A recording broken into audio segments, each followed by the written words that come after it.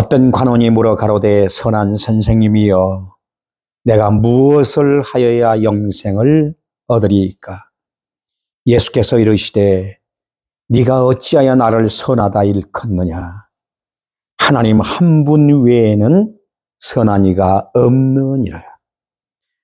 네가 계명을 안 하니 간음하지 말라, 살인하지 말라, 도적질하지 말라, 거짓 증거하지 말라, 네 부모를 공경하라 하였느니라. 어찌하되 이것은 여짜오되 이것은 내가 어려서부터 다 지켰나이다.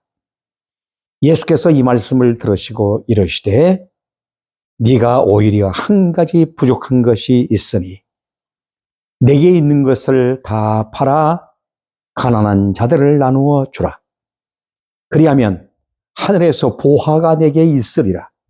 그리고 와서 나를 쫓으라 하시니 그 사람이 큰 부자인 고로 이 말씀을 듣고 심히 근심하더라.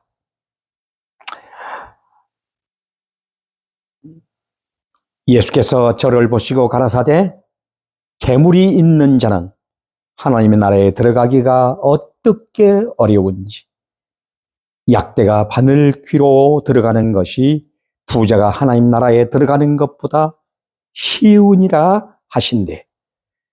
듣는 자들이 가로되 그런즉 누가 구원을 얻을 수 있나이까? 가라사대 무릇 사람이 할 수 없는 것을 하나님은 하실 수 있느니라. 아멘. 오늘 저는 본문 말씀을 가지고 27절 말씀 하반절에 나타난 말씀대로 하나님은 하실 수 있다 라고 하는 이 말씀을 들어서 제목을 삼고 함께 은혜를 나누고자 합니다. 18절 말씀 보니까 한 관원이 영생의 문제를 가지고 예수님을 찾아왔습니다. 영생 문제는 인류에게 내려주신 하나님의 선물이라는 것을 먼저 생각했으면 좋겠다 싶습니다. 인간은 하나님으로부터 이 놀라운 축복을 받았음에도 불구하고 불순종함으로 영생을 잃어버리고 영벌에 처한 존재가 되어버렸습니다. 영생과 영벌,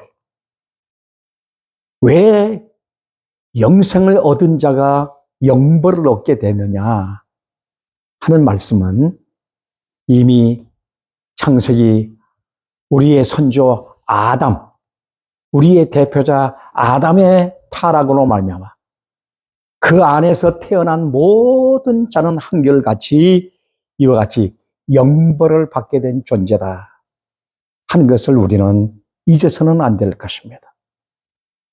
그럼에도 자신들의 노력으로 아직도 영생을 얻을 것처럼 생각하고 있는 인간들의 오만은 끝을 보이지 않고 있음을 보게 됩니다. 사랑하는 여러분, 영생은 하나님이 우리에게 주시는 유일한 은혜의 선물이라고 하는 것을 잊지 마시기 바랍니다. 그런데 그 영생을 우리의 노력과 수고와 어떠한 인간의 방법과 힘으로 그것을 얻으려고 하는 착각을 하고 살아가고 있습니다.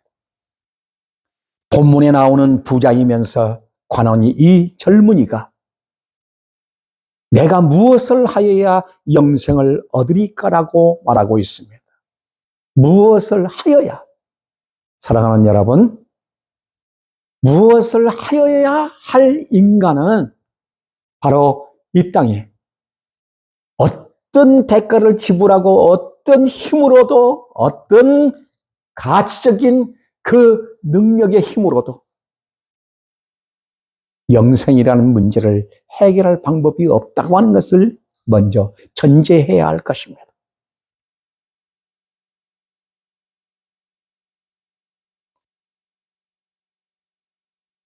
영생이라는 문제는 헬라어로 보면은 조에라고 하는 말에서 왔습니다. 생명의 근원 자체. 바로 죽음에 의해 차단되지 않는 영원한 생명. 여러분, 이 생명을 죄로 말미암아 타락한 인간이, 그것도 영벌에 처한 존재들이 자신들의 어떤 노력과 애씀으로써 그 영광스러운 영생을 취할 것으로 착각하고 살아가고 있다는 겁니다.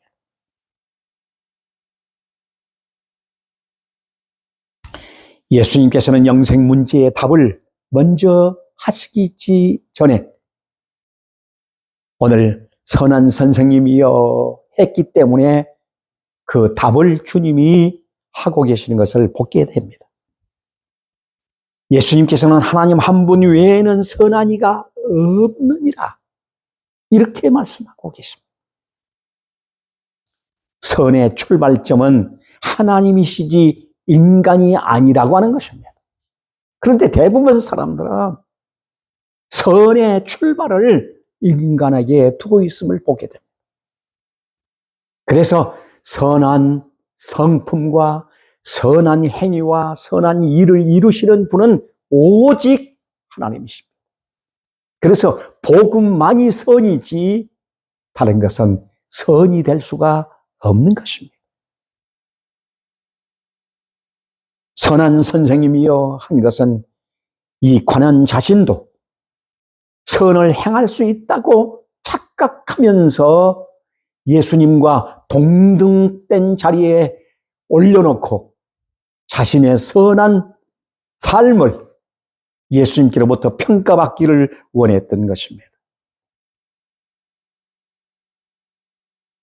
예수님께서 가장 마지막 계명인 이 계명을 들면서 뭐라고 예수님께서 말씀하십니까?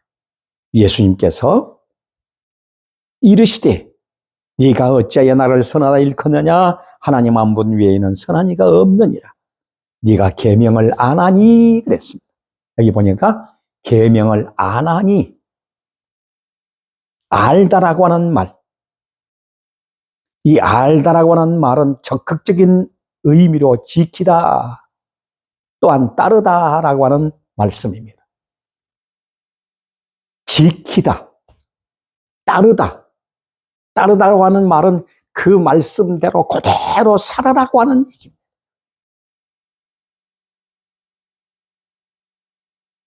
이것은 내가 어려서부터 다 지켰나이다라고 대답을 하고 있습니다. 이 관원은 바마츠바라고 하는 말은 율법의 아들이라는 뜻입니다. 율법의 아들로 살았다는 겁니다. 그래서 어려서부터 다 지켰다는 겁니다. 얼마나 대단합니까?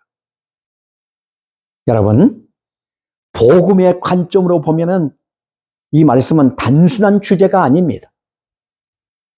관원 이 한 사람의 말대로라면, 다 지켰다면 어떻습니까? 이 사람은 율법의 의로는 흠이 없는 자입니다. 그도 자신이 의롭다고 믿고 있는 자입니다. 그런데 성경은 뭐라고 말합니까? 로마서 3장 10절로 12절에 보니까 기록된 바 의인은 있다? 없다 그랬습니다. 의인은 없나니 하나도 없으며 깨닫는 자도 없고 하나님을 찾는 자도 없고 다 치우쳐 함께 무익한 자가 되고 선을 행하는 자 없나니 하나도 없다라고 말씀하고 있습니다. 복음을 믿을 수 있는 자도 하나도 없습니다. 그러니 의인도 없을 뿐만 아니라 깨닫는 자도 없고 하나님을 찾는 자도 없다. 하나님이 찾아와 주시지 아니하면 우리는 하나님을 만날 방법도 없다는 얘기입니다. 다 무익한 자입니다. 선을 행할 자 하나도 없다는 겁니다. 그런데 자신이 마치 선을 행할 수 있는 자격 있는 자처럼 자취하고 살아가고 있습니다. 그래서 대부분 캐톨릭에서 사람들의 이름을 붙이기를 뭐라고 말합니까? 성 프란시스, 성 바울, 성 베드로, 성자를 붙이고 있습니다.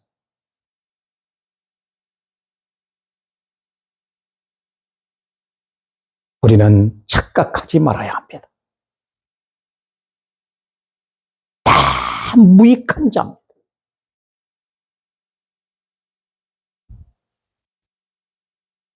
그러면서 왜 예수님을 찾아왔습니까?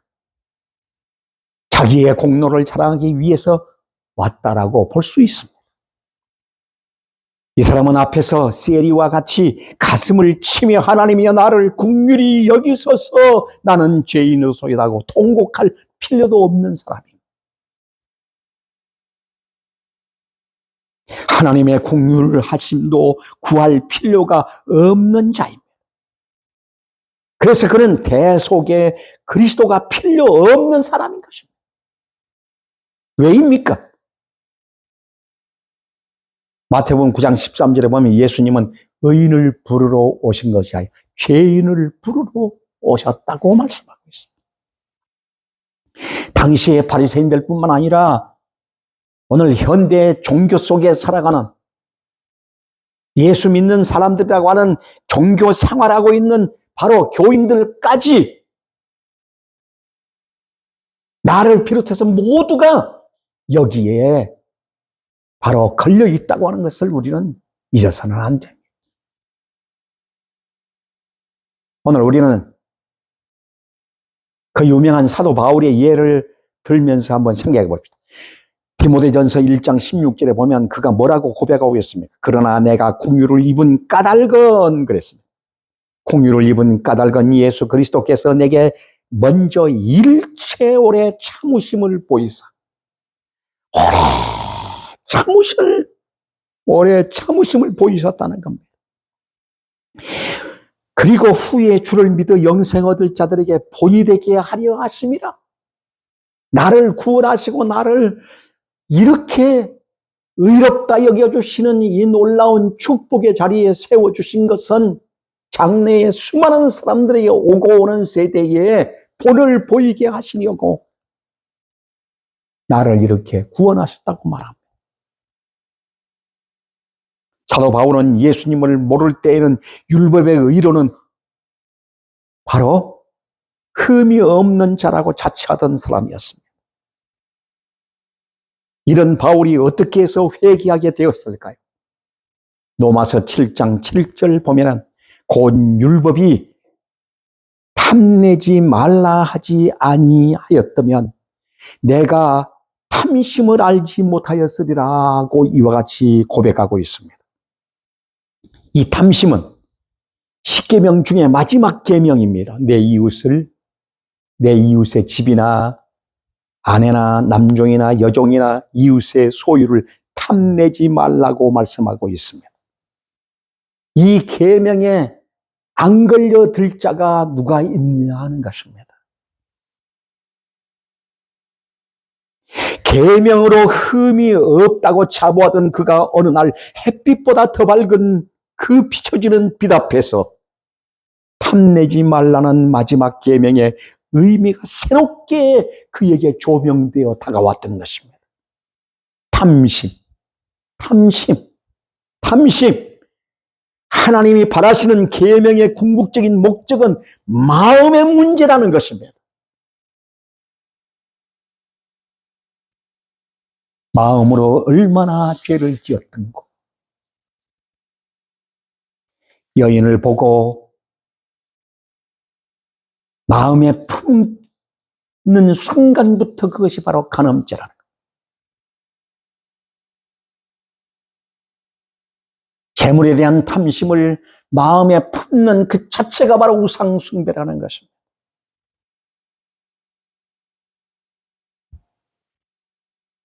이웃에 대한 욕심을 품는 자체가 바로 죄라는 것입니다.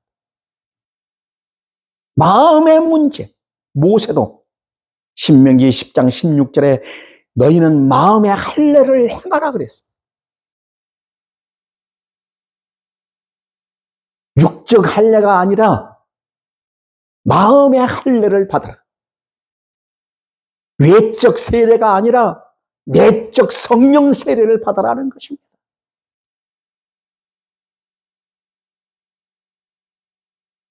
그동안 깨끗한 죄하고 살았던 자신이 얼마나 마음으로 죄를 지은 것이 많은지 철저하게 통곡하며 회개에 이르게 된 것이 바로 바울입니다. 그래서 로마서 7장 9절 말씀에 보면은 전에 율법을 깨닫지 못할 때에는 내가 살았더니 그랬어요. 계명이 이름에 죄는 살아나고 나는 죽었도다 하면서 완전히 항복하게 됩니다. 나는 이제 죽었다는 겁니다. 디모데전서 1장 15절에 바울은 미쁘다 모든 사람이 받을 만한 이 말이요 그리스도 예수께서 죄인을 구하시려고 세상에 임하셨다 하였도다. 죄인 중에 내가 개수니라. 아무리 보고 또 보고 보아도 또 뜯어보아도 나는 죄인 중에 개수라는 것입니다. 그래서 완전히 항복한 겁니다.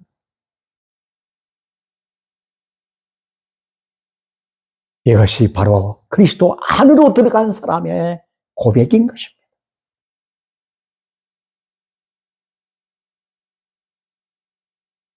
이 말을 부자 청년이 받았어야 할 말씀인데 안타깝게도 자신이 의롭다고 예수님 앞에서 거만을 떨고 있지 않습니까?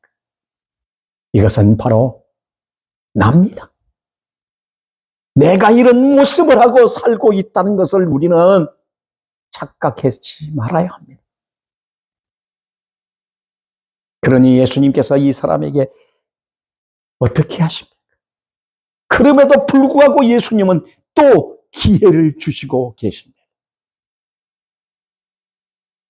어려서부터 율법을 이렇게 지켰다라고 앞에서는 1에서부터 4계명까지는 하나님에 대한 계명입니다.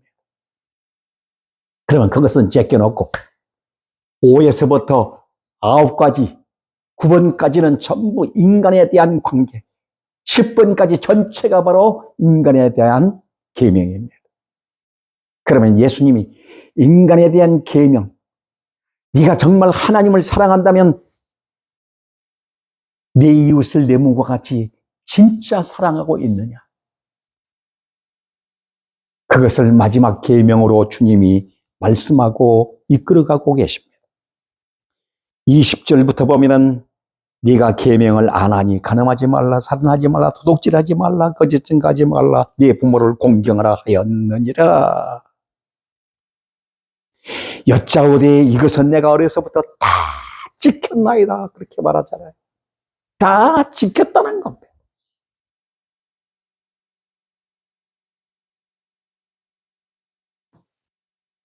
그런데 예수님께서 22절에 예수께서 이 말씀을 들으시고 이르시되 네가 오히려 한 가지 부족한 것이 있으니 내게 있는 것을 다 팔아 가난한 자들을 나누어 주라.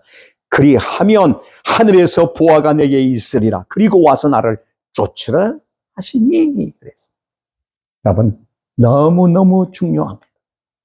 예수님은 이 관원에게 기회를 주고 있습니다.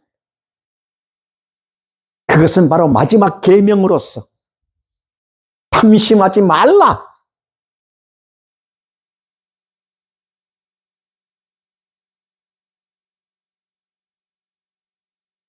그런데 23절에 뭐라고 말합니까? 그 사람이 큰 부자인 고로 이 말씀을 듣고 심히 근심하니라.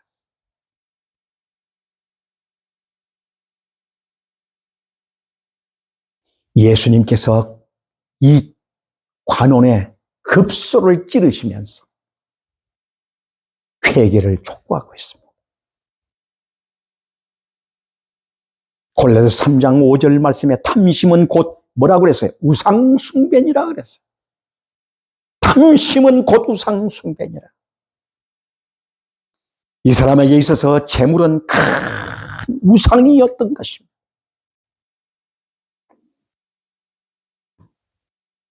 마음속에 도사리고 있는 그 우상, 그것을 깨뜨려 내는데 이 사람은 그것을 깨뜨려 내지 아니하려고 예수님을 떠나가고 있는 것을 보게 됩니다. 그 사람이 큰 부자인 거로 이 말씀을 듣고 심히 근심했다 그랬어요. 근심했다.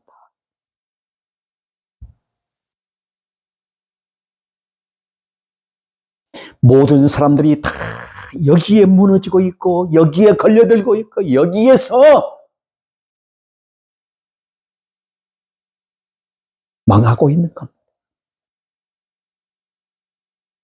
관원의 마음속에 일어난 걷잡을 수 없는 갈등과 고민, 그 마음이 영생에 대한 욕망과 세속적인 탐욕으로 나누어져 있었음을 보게 됩니다. 현실의 안락함이란 영원하지 않은데도 인간은 그것을 놓지 못하고 또 그것을 부여잡고 그것이 모든 것인 양 거기에 생명을 걸고 살아가고 있는 것을 보게 됩니다.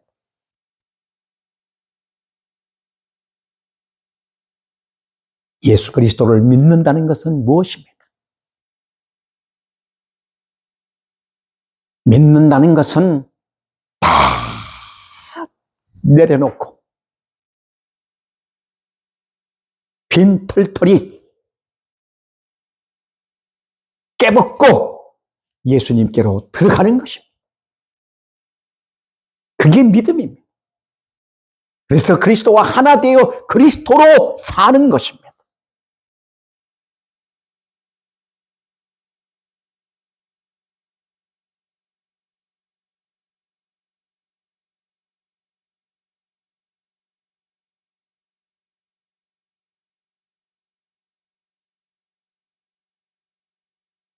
그래서 예수님께서 저를 보시고 가라사대 재물이 있는 자는 하나님 나라에 들어가기가 어떻게 어려운지 약대가 바늘 귀로 들어가는 것이 부자가 하나님 나라에 들어가는 것보다 쉬우리라 하신대.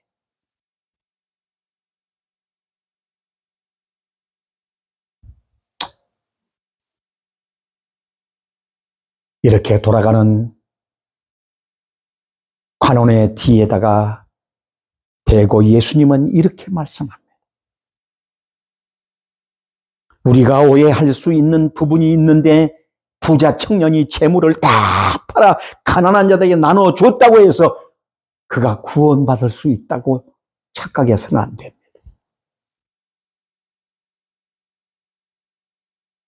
세상 모든 것들을 다 팔아서 한 영혼을 살 수 있다면 예수님이 왜 필요하겠습니까? 세상에 있는 모든 전체를 다 팔아서 세상의 모든 인간을 다 총동원해서 한 사람의 영혼을 살 수 있을까요? 천만의 말씀. 전혀 살 수 없습니다. 영생을 얻을 수 있다고 생각하면 전혀 불가능한 것입니다.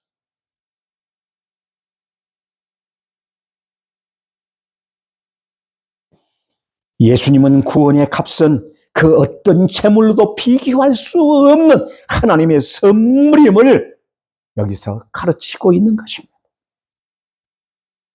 로마서 3장 23절로 24절에 모든 사람이 죄를 범하였으니 하나님의 영광에 이르지 못하더니 그리스도 예수 안에 있는 속량으로 말미암아 하나님의 은혜로 값없이 의롭다 하심을 얻은 자 되었느니라. 아멘.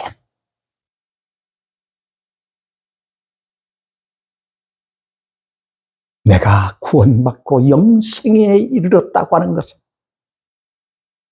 하나님으로 말미암아 주어진 전적인 선물이고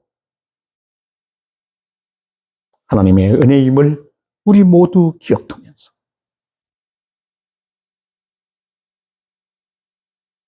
나는 어떤 사람으로 오늘도 자리를 지키고 있는가?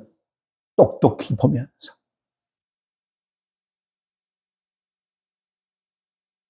오늘 또 예수님은 나를 향하여 주시는 이 메시지라고 하는 것을 우리 모두 기억하며 이 말씀 앞에 순종하십시다.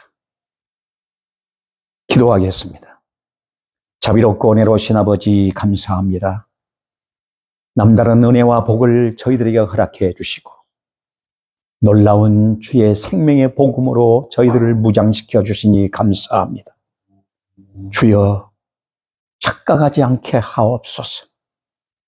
내 힘과 노력과 수고와 애씀으로 선을 이룰 수 있고 영생에 이를 수 있다고 착각하는 어리석음에서 벗어나게 하옵시고 오늘 또 내 마음 중심의 보좌에 예수님이 계시느냐 안 계시느냐가 관건임을 기억하게 하시고 내 주님 주인으로 왕으로 모시고 그리스도 안에서 순종으로 살아가는 저희들 되게 하옵소서. 우리를 위해 모든 것들을 열어주시고 영생 주신 하나님 앞에 감사로서 오늘도 겸손히 주님만이 나의 주인님이십니다. 고백하는 저희들 되게 하옵소서. 감사드리며 예수 그리스도 이름으로 기도하옵나이다. 아멘.